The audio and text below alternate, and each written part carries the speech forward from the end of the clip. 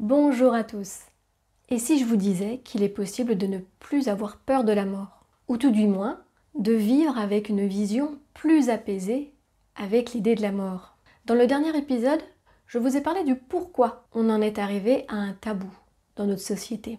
Et aujourd'hui, je voudrais vous donner quelques clés pour changer votre vision, changer votre regard. Et c'est tout de suite après cela.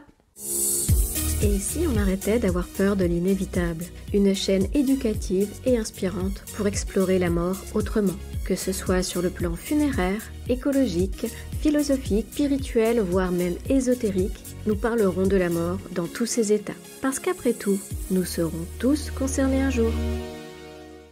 Dans l'épisode précédent, où nous avons parlé du pourquoi nous avons peur de la mort, nous avons vu que nous adoptons une vision négative sur cette étape de vie. Alors changer son regard sur la mort, c'est aller chercher quelles sont les différentes visions possibles. Pour les personnes qui ont une vision apaisée, comment elles voient cette mort? Il y a plusieurs perceptions possibles. Il y a les personnes qui vont vous parler du cycle naturel de la vie. Et c'est vrai, la mort, c'est une étape naturelle comme la naissance. Dans la nature, tout naît, grandit, s'épanouit, décline et meurt. Et on fait partie de cette nature. Imaginez que plus personne ne meurt. Il n'y aurait plus assez de place sur cette terre. On serait vraiment trop nombreux. Il n'y aurait plus assez de ressources pour nous aider à vivre. Il faudrait arrêter de faire des bébés. Donc on n'aurait plus de morts, mais plus de naissance. La logique de la vie, c'est naître et mourir. Donc, à partir du moment où vous adoptez cette vision naturelle, de cycle, vous pouvez déjà transformer en partie votre vision de la mort. Et il y a la vision d'acceptation. On accepte simplement que la mort existe. Si vous considérez qu'un jour tout va s'arrêter, qu'est-ce que vous voulez faire de votre vie maintenant? Qu'est-ce qui est prioritaire? Qu'est-ce qui est important pour vous? En reconsidérant votre point de vue, vous pouvez peut-être constater que votre vie ne reflète pas vos désirs profonds. Vous vivez des tensions, des stress, une pression, et qui vous empêchent de vivre votre vie pleinement. Et quand on accepte que tout ça va s'arrêter, on change le curseur et on focalise sur ce qui compte vraiment, comme aimer, créer, partager. Pour aller plus loin, je vous conseille de lire le livre d'une infirmière australienne, Bronnie Ware, qui a parlé des 5 regrets qu'elle a pu découvrir en accompagnant les personnes en fin de vie. Ces 5 regrets, ce sont le fait d'avoir vécu une vie qui n'est pas vraiment la nôtre, d'avoir seulement obéi aux attentes des autres et de ne pas avoir réalisé la moitié de ses rêves. Le deuxième, c'est d'avoir passé beaucoup trop de temps au travail. Le troisième, c'est de ne pas avoir exprimé ses sentiments plus souvent. Le quatrième, c'est de ne pas avoir passé plus de temps avec ses amis. Et le cinquième, finalement, c'est de ne pas s'être autorisé à être plus heureux. Alors vous voyez, ces regrets, ce ne sont pas de grands exploits. C'est un retour à l'essentiel, à ce qui compte vraiment. Aujourd'hui, avec cette peur de la mort, qui a généré d'autres peurs, à côté de quoi vous passez? Qu'est-ce que vous ne faites pas et que vous avez envie de faire? Qu'est-ce qui vous manque? Posez-vous cette question en vous disant bien qu'un jour, cette vie va s'arrêter. Donc si elle s'arrête, faites les choses avant qu'il ne soit trop tard. Et il y a une troisième vision, celle d'un après. Certaines cultures croient à quelque chose après la vie. Ça peut être un au-delà, un retour à l'univers, un retour à la nature. Ça peut être une réincarnation. Ces croyances sont très répandues en Asie. Mais elles commencent à venir en Occident. Et certains témoignages d'expériences de mort imminente peuvent aussi nous amener à reconsidérer cet après. Finalement, si ces personnes ont vécu quelque chose, ont pu voir une forme de vie, ont pu discuter, ont pu vivre quelque chose alors qu'elles étaient considérées mortes, c'est que probablement quelque chose se passe. Il serait intéressant de changer notre regard pour se dire que s'il n'y a pas de paradis ni d'enfer, ce n'est peut-être pas le rien, il y a peut-être autre chose entre deux, quelque chose qui est encore aujourd'hui insaisissable. Mais pourquoi pas? Donc vous voyez, il y a d'autres visions de la mort possibles que celle d'en faire une mort violente, que celle d'en faire quelque chose de négatif. Il est possible d'adopter ces autres visions. Pour y arriver, il est opportun de travailler sur vous. il y a plusieurs choses possibles, plusieurs exercices pratiques à faire. Premièrement, je vous invite à reconsidérer tout ce qui tourne autour du funéraire et du deuil. Informez-vous sur les étapes du deuil. Informez-vous sur les rituels, sur les démarches au niveau du funéraire. Comme je vous l'ai dit dans l'épisode « Pourquoi on a peur ?», nous nous sommes désinvestis de tout ce qui est organisation des obsèques. Les pompes funèbres font très bien cet accompagnement. Mais nous, de notre côté, cela nous a fait perdre le sens. On ne sait plus ce qu'est un rituel funéraire, à quoi il sert, et on n'en bénéficie plus. Le fait de reprendre la main sur ce qu'est ce rite funéraire, ce que nous avons besoin pour dire au revoir, le fait de reprendre la main sur c'est quoi les obsèques et c'est quoi les étapes du deuil, permet de démystifier tout ce qui tourne autour de la mort et de revenir sur du pratique. Comment ça se passe et comment je veux que ça se passe pour moi.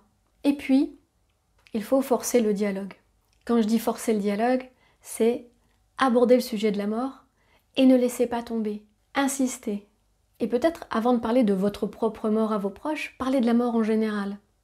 Demandez la position, les avis des uns et des autres. Prenez des sujets de société, comme l'euthanasie aujourd'hui, et demandez-leur leur position.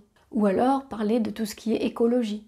Le fait de voir un arbre pousser grâce aux cendres, est-ce que c'est quelque chose qui pourrait attirer? Est-ce que c'est quelque chose qui intéresse, qui pose question? Vous pouvez commencer par des sujets plutôt généraux, et puis ouvrir la discussion peu à peu sur ensuite vos propres opinions, vos volontés. Et puis, il y a des petits exercices, des petites démarches personnelles. Creusez le sujet de la mort dans des ouvrages, dans des articles, des livres.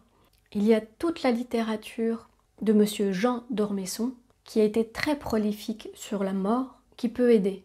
C'était un grand homme, un académicien, qui avait une vision très rationnelle sur ce sujet. Et vous avez des livres un peu plus spirituels, comme La mort n'existe pas, de Stéphane Alix. Ou alors, vous avez des livres comme Vivre l'instant présent d'Eckhart Tolle, qui vous permet vraiment de revenir à aujourd'hui, maintenant, et ne pas vous projeter dans un futur probable, négatif. Après les lectures, vous pouvez aussi vous mettre à l'écriture. Je vous invite à ouvrir un journal personnel, comme un journal intime, mais dédié à la mort, sur lequel vous pouvez noter toutes vos questions, toutes vos réponses, toutes vos peurs. Posez sur le papier tout ce qui vous traverse sur la mort. Vous n'imaginez pas combien les mots, émotés, peuvent aider à soulager les mots, M-A-U-X. Vous allez découvrir le pouvoir apaisant de l'écriture et de l'inspiration. Je vous assure, faites-le, essayez-le. Et après ces écritures personnelles de journal intime, vous pouvez aller plus loin en écrivant vos dernières volontés. Vous vous êtes renseigné sur le funéraire. Vous avez des idées à vous que vous avez partagées avec vos proches. Vous avez travaillé votre peur sur le journal intime. Et bien maintenant, concrètement, comment voyez-vous vos obsèques? Qu'est-ce que vous voulez dans vos dernières volontés?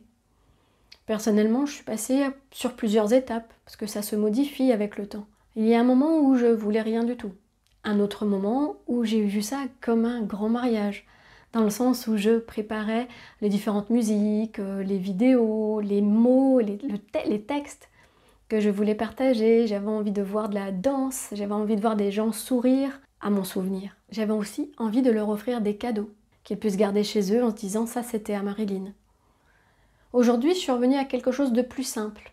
Donc, ça évolue, mais en même temps, j'y pense et j'adapte en fonction de mon état du moment et de ma réflexion du moment. Je vous invite à le faire. Ça permet aussi d'apaiser notre vision. Et si par moment l'émotion reprend, s'il y a une peur qui remonte, c'est une petite angoisse par rapport à ça, il y a des exercices de respiration, de relaxation qui vous feront du bien. Les petites méditations sur le moment présent, ou alors des exercices de respiration, de cohérence cardiaque, des exercices de sophrologie ou l'hypnose sont aussi des choses qui peuvent vous apaiser. Et bien voilà, on a fait le tour. Je vous ai parlé des différentes visions de la mort que vous pouvez adopter et je vous ai parlé de certains exercices, de certaines clés qui vont vous permettre d'avancer pour vous apaiser. Aujourd'hui, par rapport à ce que je vous ai partagé, par quelle clé vous aimeriez commencer? Qu'est-ce qui vous permettra de vous soulager, là, maintenant? Dites-moi dans les commentaires ce qui vous a le plus interpellé. Et peut-être que vous avez des choses que vous avez essayées que vous pouvez aussi partager à tous. N'hésitez pas à le mettre dans les commentaires. En fait, changer son regard sur la mort, ça prend du temps. Et avec des clés, vous pouvez avancer petit à petit vers de l'apaisement. Parler de la mort, vous l'aurez compris, c'est se réconcilier avec la vie. Et c'est ce qui me tient à cœur et c'est ce que je veux partager avec vous aujourd'hui.